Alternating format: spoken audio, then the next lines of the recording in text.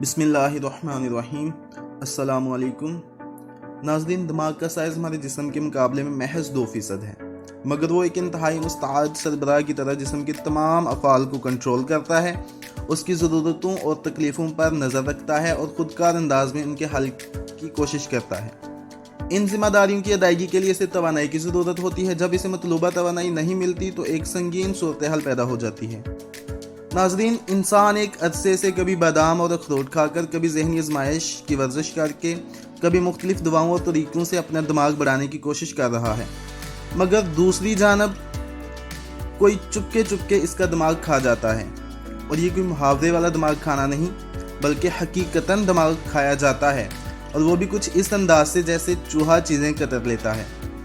ہمارا دماغ اپنی تمام سرگرمیاں مخصوص خلیوں کے ذریعے، جنہیں نیوران کہا جاتا ہے، سر انجام دیتا ہے۔ ایک مختار اندازے کے مطابق انسانی دماغ میں نیوران کی تعداد تقریباً اتنی ہی ہے جتنا کہ اس کائنات میں موجود سیارے اور ستارے، یعنی کہ 1 خرب سے زیادہ۔ ہمارا دماغ ایک کمپیوٹر چپ کی طرح ہے جس میں کروڑوں سرکٹ ہیں اور بجلی پر کام کرتے ہیں۔ دماغ اپنی ضرورت کی بجلی خود پیدا کرتا ہے۔ ہمارے دماغ میں موجود برقی قوت کا اندازہ اس بات سے لگایا جا سکتا ہے کہ یہ مقدار 10 سے 23 واٹ کا بلب روشن کرنے کے لیے دماغ کو اپنے کاموں کی ادائیگی کے لیے گلوکوز اور آکسیجن کی ضرورت ہوتی ہے، جو اسے خون مہیا کرتا ہے۔ ہمارے خون کی 20% گردش دماغ کی جانب ہوتی ہے۔ ہمارا جسم خوراک سے جتنی گلوکوز پیدا کرتا ہے، اس کا 20% دماغ خرچ کر ڈالتا ہے، اور ہمارے پھیپھڑے اپنے اندر جتنی آکسیجن جذب کرتے ہیں، اس کا بھی 20% حصہ دماغ ہی کے استعمال میں آتا ہے۔ دماغ کو جسم کے حکمران کی حیثیت حاصل ہے۔ ایک اوسط انسانی دماغ کا وزن تقریباً 3 پاؤنڈ ہوتا ہے، یعنی ہمارے جسم کا محض 2%۔ گویا جسم کے زیادہ تر وسائل کو اس کا یہ انتہائی مختصر حصہ استعمال کرتا ہے۔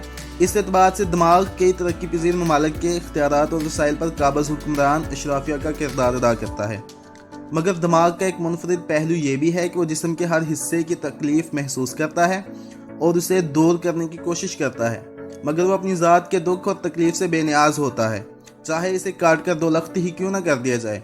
اسے اپنی کسی تکلیف کا احساس نہیں ہوتا، کیونکہ اس میں اپنا دکھ محسوس کرنے کے اعصاب موجود نہیں ہوتے۔ یہاں پر سوال یہ ہے کہ آخر کون ہے جو ہمارے دماغ کو کتر رہا ہے؟ کون ہے وہ جو ہمارے دماغ کو کاٹ رہا ہے؟ کون ہے وہ جو ہمارے دماغ کے خلیوں کو ختم کر رہا ہے؟ تو سائنسدانوں کا کہنا ہے کہ ہمارے دماغ کے خلیوں کو کوئی اور نہیں، خود ہمارا اپنا دماغ کھا رہا ہے۔ اس کی وجہ یہ ہے کہ وہ سب کچھ برداشت کر لیتا ہے سوائے اپنی بھوک کے۔ جب اسے کچھ دیر تک خوراک نہیں ملتی تو آخری چارے کے طور پر اپنے ہی خلیوں کو کھانا شروع کر دیتا ہے۔ ناظرین، ہمیں بھوک کا احساس معدہ دلاتا ہے، مگر دلچسپ بات یہ ہے کہ بھوک معدے کو نہیں بلکہ دماغ کو لگتی ہے۔ جب گلوکوز کی سطح کم ہونے لگتی ہے تو دماغ معدے کو پیغام بھیجتا ہے، اور معدے کی حرکات ہمیں بھوک کا احساس دلانا شروع کر دیتی ہیں۔ اس لیے بعض دفعہ معدہ بھرا ہونے کے باوجود بھی ہمیں بھوک لگ جاتی ہے، اور بعض مرتبہ پیٹ خالی ہونے کے باوجود بھوک کا احساس نہیں ہوتا۔ دماغ کے لیے گلوکوز کی وہی حیثیت ہے جو گاڑی کے لیے پیٹرول کی ہے۔ اس سے پہلے کہ دماغ کے ایندھن کی سوئی صفر پر پہنچے، وہ اپنے خلیوں کو کھا کر اپنی توانائی کی ضرورت پوری کرنا شروع کر دیتا ہے۔